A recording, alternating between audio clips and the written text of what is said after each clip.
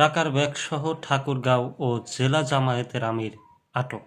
নীলফামারীর সৈয়দপুর বিমানবন্দর থেকে প্রায় 50 লাখ টাকা সহ ঠাকুরগাঁও জেলা জামায়াতের আমির বেলাল উদ্দিনকে আটক করেছে প্রশাসন। আজ বুধবার সকাল 11টার দিকে গোপন সংবাদের ভিত্তিতে বিশেষ অভিযান চালিয়ে তাকে আটক করা হয়। নীলফামারী জেলা পুলিশ সুপার শেখ জাহিদুল ইসলাম এ তথ্য নিশ্চিত করেছেন। পুলিশ ও বিমানবন্দর সূত্রে জানা গেছে, ঢাকা থেকেই ইউএস বাংলার একটি ফ্লাইটে সৈয়দপুর বিমানবন্দরে নামলেন বেলাল উদ্দিন।